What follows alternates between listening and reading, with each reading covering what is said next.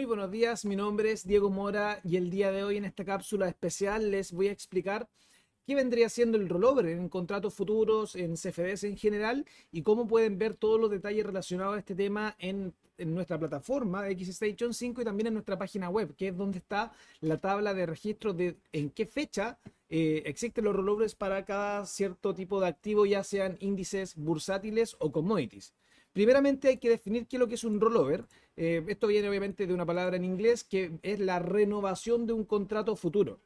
Para los que entiendan un poco cómo funcionan los activos derivados, en este caso, en esta categoría existen los contratos futuros. ¿Qué es un contrato futuro? Es un contrato entre dos partes en mercados organizados en la cual el comprador y el vendedor acuerdan la entrega de un activo subyacente en una fecha futura a un precio acordado. Esa es la definición técnica de un contrato futuro. Ahora, lo que nos tiene que importar a nosotros como traders es que estos contratos futuros tienen una fecha de vencimiento. O sea, el contrato comienza en una fecha específica y muere en otra fecha específica. ¿Qué fecha es esa? La fecha de liquidación o de expiración, que es también la fecha en la cual se hace el delivery del activo subyacente.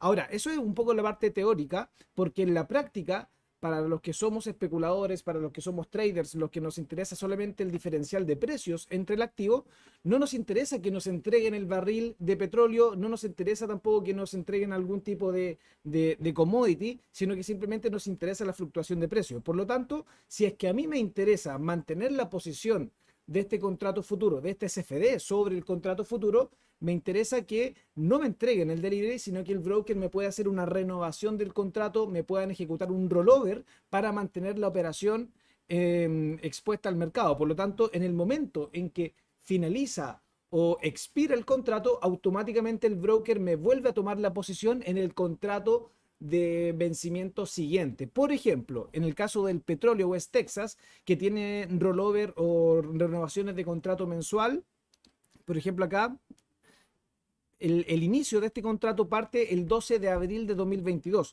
pero este contrato expira el 12 de mayo del 2022. El petróleo tiene una fecha de vencimiento o fecha de rollover mensual. Por lo tanto, este contrato solamente existe durante este mes. De aquí en adelante, desde el 12 de mayo hasta el 16 de junio, es un contrato distinto, incluso podría considerarse como un activo distinto, solamente que los brokers lo que hacen es unir todos los contratos continuos para generar un solo gráfico, ¿ya? Entonces, ¿qué es lo que nos tiene que interesar? Lo que nos tiene que interesar es poder entender qué es lo que es un rollover, que en el fondo básicamente el broker me cierra la posición porque el contrato digo, deja de existir y se vuelve a dar acceso a la exposición al contrato siguiente, ¿ya? Ahora, para conocer las fechas de cada uno de los rollovers, ya sea de índices bursátiles o de commodities, que es donde se concentra la gran parte de rollovers dentro de la oferta de XTB, existe en la página web la tabla de rollovers. ¿Ya? Acá podemos ver todo el año completo 2022 y podemos ver el detalle. Por ejemplo, el CAC 40 de Francia también tiene renovación mensual. En enero caducó el año, o sea, el día 20, en febrero caducó el día 17, en marzo también, en abril caduca el día 14 y de inmediato, en el momento en que caduca el contrato, se hace la apertura del contrato siguiente, que vendría siendo en este caso el contrato con fecha de vencimiento en mayo, el que comienza en abril. ¿Ya? Hay contratos, hay activos que tienen una fecha de vencimiento mensual, como podría ser el CAC 40, el IBEX 35, pero también hay otros que tienen vencimiento o fecha de expiración trimestral, como podría ser el Dow Jones, el Nasdaq o el S&P 500. ¿Ya? Ahora, otro punto muy importante para conocer cómo funciona el rollover en la práctica es que el broker, al momento en que cierra la operación, a ver si puedo encontrar el gráfico de forma más visual, esto se podría ver mucho más reflejado en el VIX, que también tiene una expiración mensual. Lo tengo aquí. A ver, aquí está. El índice VIX de la volatilidad también tiene fecha de expiración mensual. Y si se dan cuenta, estas líneas verticales que están aquí nos van marcando la fecha de rollover del activo, que es algo propio de la plataforma XStation 5. Si yo me voy a M1, no, quizás fue mucho M1, aquí está. Si se dan cuenta, Cuando hay un rollover, por lo general, en los activos hay un gap. En los activos siempre hay un gap, o por lo general en realidad. ¿Por qué? Porque el precio del contrato futuro siempre es distinto al precio del contrato spot, el spot, que es el activo al contado. Siempre van, en el caso de que sea contango, desde hacia arriba, o en el caso de que sea backwardation, desde abajo hacia arriba. Eso va a depender un poco de las fluctuaciones del mercado, pero lo que tenemos que entender es que cuando hay una renovación del contrato, el activo del contrato siguiente por lo general viene a un precio distinto a la finalización del contrato anterior. Por lo tanto, hay una diferencia para el inversor al momento de valorizar su inversión. Por ejemplo, si yo iba ganando, por decir cualquier número, $500 al momento de tener la posición compradora en el VIX, en el momento en que se hace el rollover, si el contrato siguiente comienza cotizando a un precio mayor al del cierre del contrato anterior, es evidente que yo voy a tener un beneficio mayor, puesto que el precio, si el broker me renueva el contrato, el precio del contrato siguiente está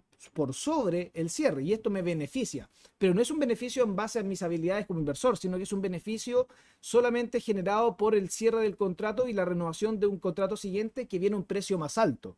¿Ya? Por lo tanto, en este caso en particular, el broker lo que hace es descontarme este beneficio que se genera por la renovación del contrato y se carga como un no es un cobro, sino que es un cargo en la columna de swap o en la columna de rollover según la plataforma. Ahora, si eventualmente la renovación del contrato implicase, veamos este caso de acá, a ver, si es que tenemos gap. Bueno, aquí hay un gap muy pequeño. A ver si puedo encontrar algún ejemplo de un gap bajista. O también lo podríamos considerar acá, ¿eh? Por ejemplo, si yo estoy vendido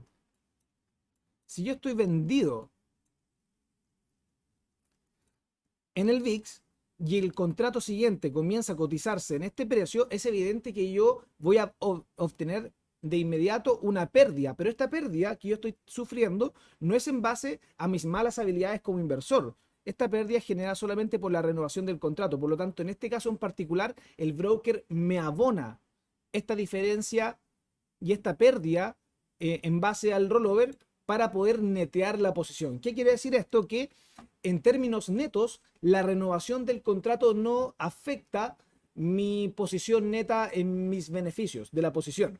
¿Por qué? Porque en el fondo, si me perjudica, el broker me va a abonar este diferencial y si yo me veo beneficiado por esta subida de precio, el broker me la va a quitar. La idea en el fondo es que la renovación del contrato no sea un fundamento o una característica especial para tomar una decisión de inversión.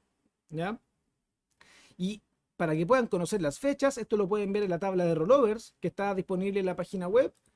Y también está disponible la fecha de expiración del contrato actual en el botoncito de información acá en rollover. El último rollover fue el 9 de junio y el próximo rollover va a ser en julio 14 del año 2022 en el caso del VIX que tiene vencimiento mensual. Mucho ojo, no confundir con otros activos que tienen vencimiento trimestral, principalmente el Standard & Poor's 500, el S&P 500, el Nasdaq o el Dow Jones, que son de los índices más transados. Espero que les haya servido esta explicación.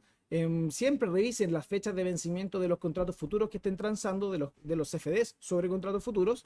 Así que eso sería por el día de hoy. Espero que les haya servido. Nos vemos en otra cápsula.